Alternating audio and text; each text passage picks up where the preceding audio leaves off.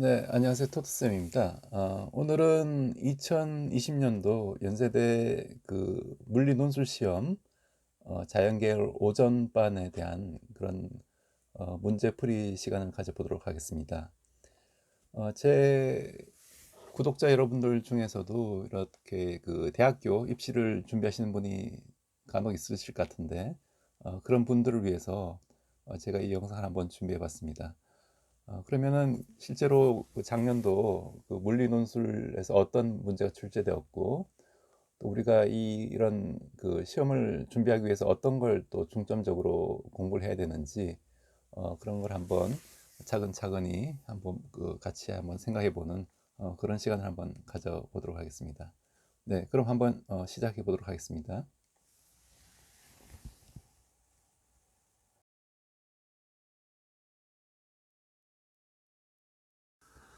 네, 우선 그 문제를 한번 보시면요. 크게는 이제 네 문제가 이제 출제가 되었는데, 여러분들 뭐 글자가 작아서 잘 안 보이실 텐데, 일단 뭐 개략적으로 제가 설명을 해드리면은, 어, 그 지문은 이제 세 개가 있고요. 왼쪽 편에 이제 지문이 세 개가 있고, 이 각 지문에 대한 어떤 문제가 이제 네 문제가 있습니다. 그래서 이제 1번 문제는 이제 가번 지문과 연관이 되고, 이건 이제 쿨롬 법칙과 사실 연관이 되는 그런 전자기 문제가 되겠고요. 2번 문제는 이제 축전기 문제인데 역시 나 지문과 연관이 되는 어, 문제가 되겠습니다. 그래서 2번 그림이 이제 2번 그림 2가 이제 2번 문제와 연관이 되고요.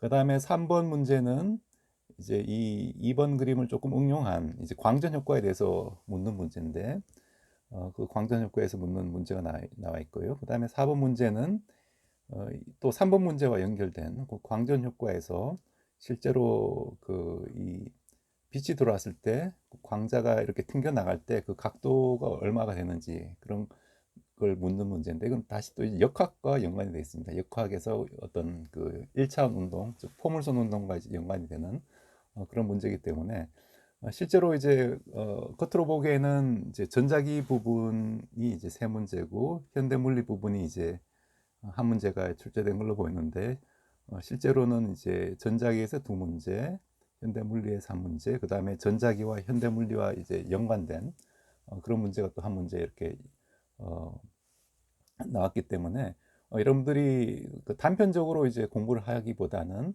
이걸 전부 다 흐름을 이제 꿰고 있어야만 이 문제를 이제 접근할 수 있는 그런 형태의 문제들이 되겠습니다.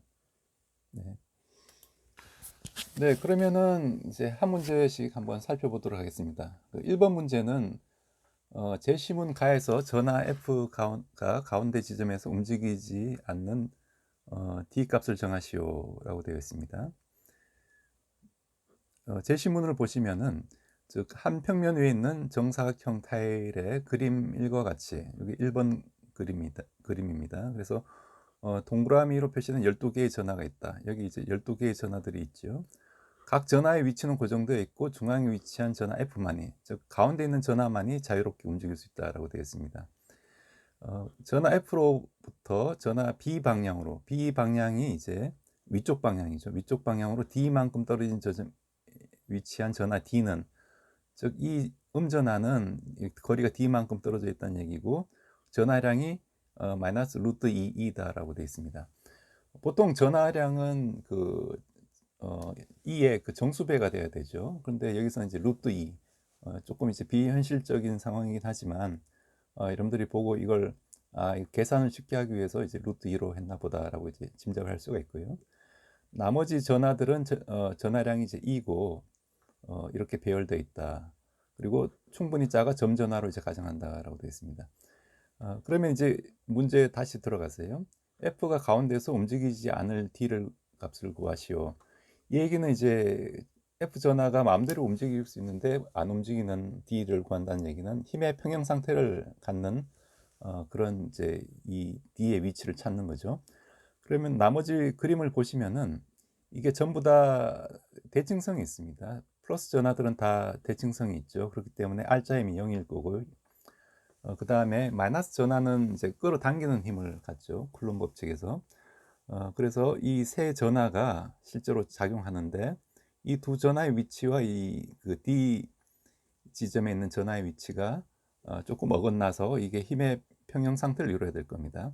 그럼 여러분들 이제 이 여기서 작용한 힘은 이제 그 전하를 띤 입자들 사이에 작용하는 힘이니까 이제 쿨롬 힘이 되고요. 쿨롬 힘은 F는 이제 R 제곱분의 K 쿨롬 상수 곱하기 Q1, Q2 두 전하의 그 전하량이 곱으로 주어지죠.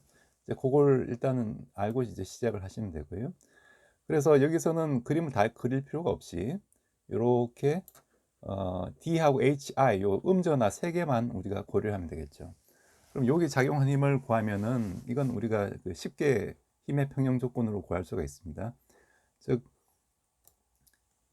H 전하가 음전하가 이렇게 같은 서로 다른 부호이기 때문에 당기는 힘이 작용할 텐데, 그러면은 이쪽으로 힘을 받고 얘도 I 전하 때문에 이쪽으로 힘을 받고 위에 있는 전하 때문에 또 위로 당겨지게 되죠. 그래서 각각의 힘의 크기를 구하면은 여기 FH는 이제 요 거리가 지금 A고 이 거리가 A죠. 이 격자 간격이 A니까. 그럼 요 길이는 이제 루트 2A가 될 거고, 그러면 이제 R 제곱분의 Q1, Q2에서 이 R이 이제 루트 2가 2A가 된다는 얘기죠. 그래서 그걸 집어넣으면은 FH는 이렇게 주어지고, 그 다음에 위에 있는 음전하가 당기는 힘은 FD는 이렇게 여기서는 이제 R이 바로 그냥 아까 D가 된다고 했습니다. 그럼 D 제곱분의 어, K 곱하기 이번에는 이제 Q1이 하나는 이제 루트 2E가 되죠. 여기서 루트 2E가 되고 나머지는 2가 되니까 루트 2E 제곱 이렇게 될 겁니다. 그럼 요 식을 가지고 우리가 힘의 평형 조건을 따져보면 되죠. 이건 여러분들이 많이 하셨을 텐데, 즉 위로 당기는 힘이 이제 아래로 당기는 힘하고 같아야 되는데, 그 아래로 당기는 힘은 요 두 힘의 합성 힘이죠. 합성 힘이기 때문에 즉 FH 플러스 FI를 한 건데, 근데 요 힘도 사실 두 개가 보면 대칭성 때문에 크기가 같죠. 크기가 같은데 요 힘을 구해 보면은 요거의 아래쪽 성분이니까 다시 요거에다가 루트 2분의 1을 한 게 될 겁니다. 왜냐하면 이제 이 힘의 이쪽 성분이기 때문에 이 코사인 45도를 한 거죠. 그래서 루트 2분의 1을 한 게 되고, 그런데 그게 두 개가 있으니까 다시 2를 곱해줘야 됩니다. 그래서 이걸 계산하면은 이게 바로 FT하고 위로 당긴 힘이 같다라는 게 바로 힘의 평형 조건이고, 거기에서 우리가 이 식을 집어넣으면은 즉 이런 형태의 그 식이 얻어집니다. 2a 제곱분의 2a 제곱분의 k 제곱 곱하기 루트 2 한 개 요 힘하고 같다 해서 요 식이 나왔고요. 그럼 요걸 우리가 풀어보면 이제 없어질 거 없어지고 d 제곱은 2a 제곱 이렇게 주시죠. 그래서 d가 루트 2a라는 걸 우리가 쉽게 알 수가 있습니다. 그래서 a가 이렇게 주어졌으니까 이걸 값을 대입하면은 즉 우리가 구하려는 d는 9 루트 2 곱하기 10-10승 메타. 10의 10승이 보통 이제 옹스트롬이라고 하죠. 우리가 원자 하나의 크기가 보통 1옹스트롬 간격이기 때문에 그 정도의 어떤 격자 간격을 이제 의미한다라고 볼 수가 있겠습니다.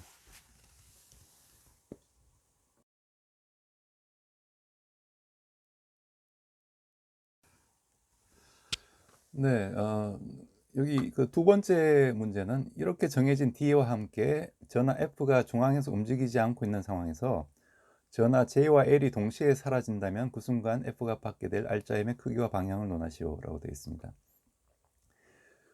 우리가 이제 힘의 평형 조건인 이 D를 찾았는데, 이때 이제 그럼 F 움직이지 않는데 J와 L 밑에 있는 이 두 전하가 이제 사라지면 어떤 일이 일어나느냐?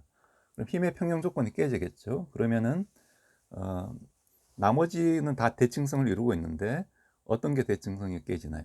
A와 그 C 전하가 대칭성이 깨지죠. 즉 J하고 L이 요거와의 대칭을 이루고 있는데 여기 대칭성이 깨지니까 얘네들이 이제 그냥 낙동강 오리알 되는 거죠. 그래서 요 두 전하로 이루어진 그 힘이 F에 작용하는 그 영향만 우리가 계산해 주면 될 겁니다. 그래서 아까와 마찬가지로 그림을 이렇게 간단하게 이제 그릴 수가 있습니다. 이 그림을 보면 이 간격은 격자의 간격이 지금 2a가 되죠. 2a가 되고 역시 거리는 이제 2 루트 2a가 될 테니까 즉 a에서 작용하는 힘은 이렇게 밀치는 힘이죠. 같은 보니까. 그래서 2 루트 2a 제곱분의 k 제곱 이런 형태로 주어지고, 마찬가지로 c의 작용행도 역시 이렇게 이제 주어질 겁니다. 요건 이제 크기가 지금 같고 방향만 서로 다르죠. 그래서 요걸 이제 두 개의 힘을 이제 더해야 되는데, 그럼 마찬가지로 또 이렇게 이 각이 또 45도이기 때문에 요거에 코사인 45도 한 개, 루트 2분의 1을 곱해줘야 되고, 여기 다시 A, C가 두 개가 있으니까 두 개를 2를 곱해주면은 그 크기가 즉 8A 제곱분의 K 제곱 곱하기 루트 2를 한 값이 돼서, 요게 바로 이제 네트로 작용하는 알짜 힘의 크기가 될 겁니다. 요거 계산하면은 4 루트 A 제곱분의 K 제곱 형태로 되고, 여기까지 여러분들이 그 수식을 써도 되고, 그럼 만점을 받긴 힘들지만 한 8, 9점을 얻을 수가 있고요. 만점을 받으려면은 실제로 이제 알짜 힘을 크기를 구해야겠죠. 그래서 여기 A는 격자 간격을 집어넣고 9 곱하기 10의 마이너스 10승을 집어넣고, K 대신에는 이제 쿨롱 함수 9 곱하기 10의 9승, 그 다음 E 대신에 1.6 곱하기 10 마이너스 19승을 집어넣어서 이걸 계산을 해주면은 여기까지만 놔도 이제 충분할 거고요. 여러분들이 시간이 남으면 이걸 계산해 보면 한 5 곱하기 10 마이너스 11승 뉴턴 정도가 나옵니다. 방향은 이제 그 밑에 방향, K 방향이 되겠죠. 이렇게 써주시면 이제 가장 완벽한 크기가 되겠습니다.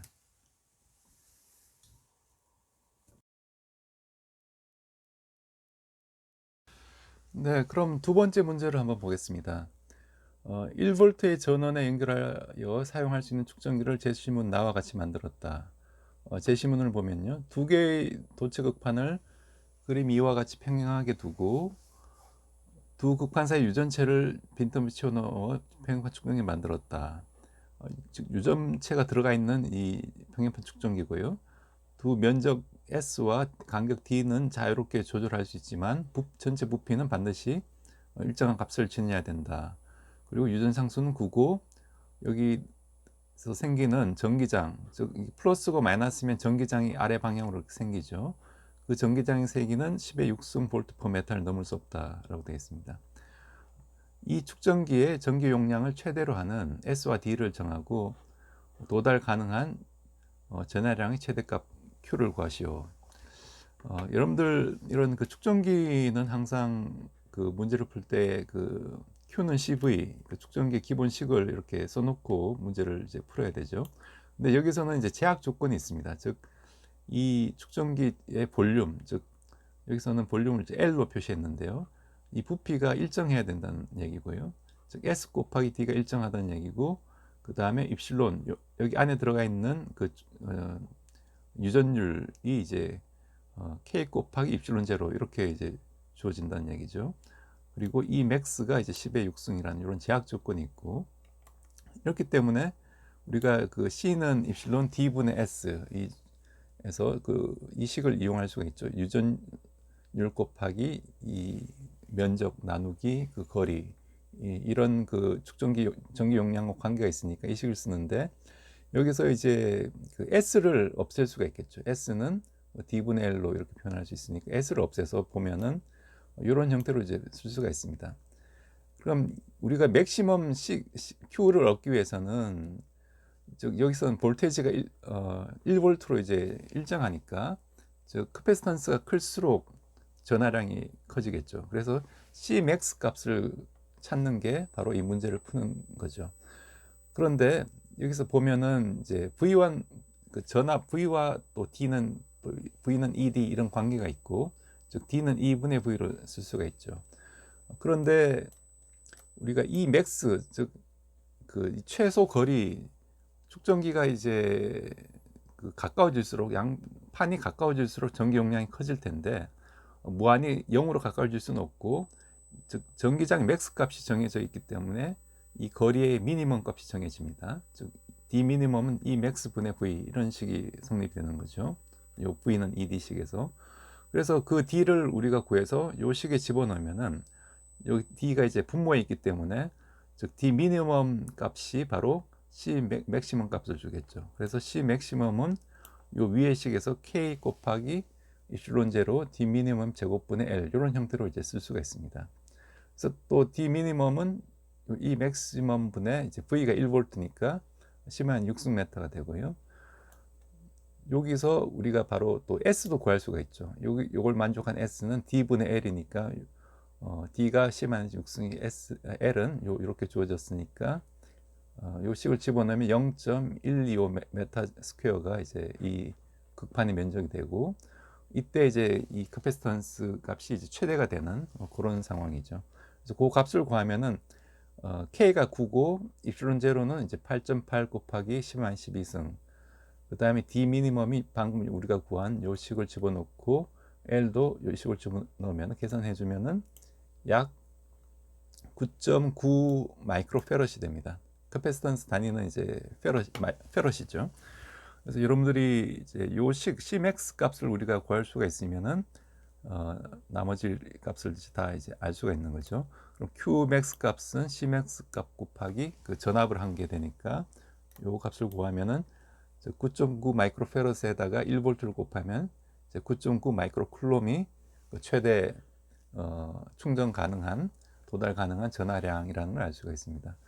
무슨 얘기냐면 이 축전기의 극판을 무한히 작게 하면은 간격을 작게 하면은 카패시턴스를 키울 수 있지만 즉 최대 어떤 그 전기장 값이 이제 정해져 있다는 얘기죠. 이 안에서 가능한.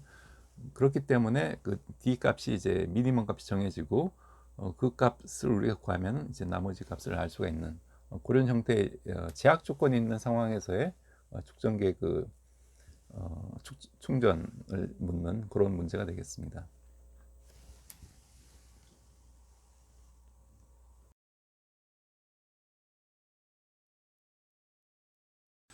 네, 이 문제의 이제 두 번째 문제를 보면은 이렇게 정해진 전기 용량 축전기를 1V 전원에 연결하여 완전 충전한 후 전원과 연결을 끊고, 이 얘기는 이제 충전을 한 후 그 전원과 연결을 끊었다는 얘기는 충전된 전하가 일정하다는 얘기죠. 그래서 Q가 일정하다는 그 하나의 그 단서가 됩니다.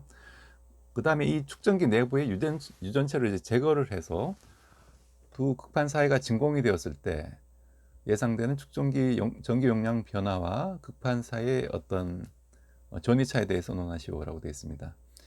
즉 이제 Q가 일정한 상황에서 유전 물질이 없어지면은 즉 진공에서의 어떤 유전율로 감소가 하죠. 유전율이 감소하기 때문에 C 값도 그만큼 감소할 걸 예상할 수 있고, 그럼 Q는 CV 관계에서 C 값이 줄어들면 거꾸로 이제 V가 올라가야겠죠. V 값이 올라가서 그만큼의 어떤 그 전압이 이제 증가한다는 걸 우리가 예상할 수 있습니다.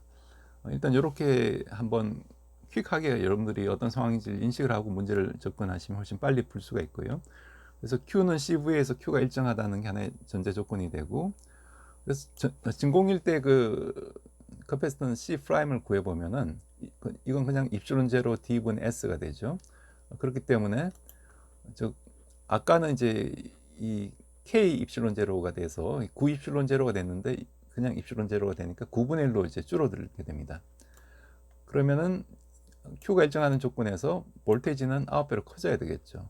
그럼 아까 1V였으니까 이번에 이제 볼테이지는 9V가 될 거고, 커패시턴스는 이제 9분의 1로 줄어드니까 아까 9.9 마이크로페럿이었죠. 그러니까 1.1 마이크로페럿이 이제 돼야 될 겁니다.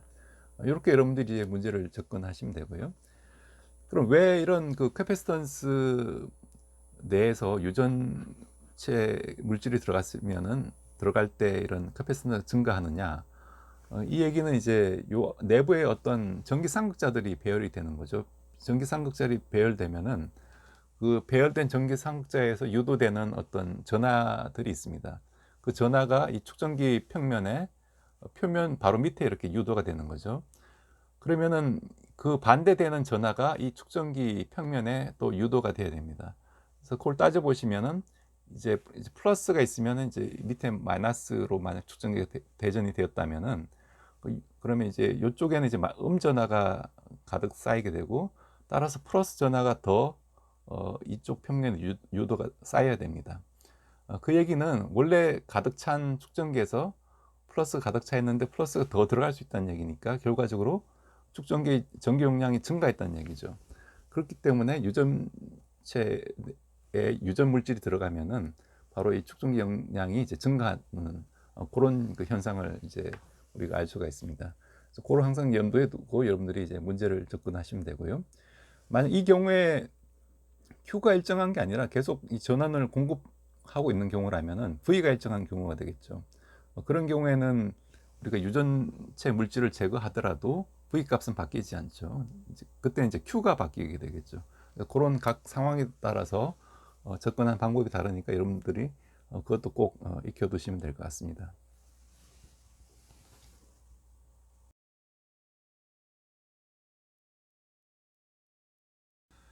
네, 여러분들 오늘 강의 어떠셨나요? 이게 이제 총 네 문제가 이제 출제가 돼 있는데, 이 시간 관계상 제가 이제 두 문제만 먼저 풀어드리고 나머지는 이제 다음 시간에 다시 한번 풀어보도록 하겠습니다.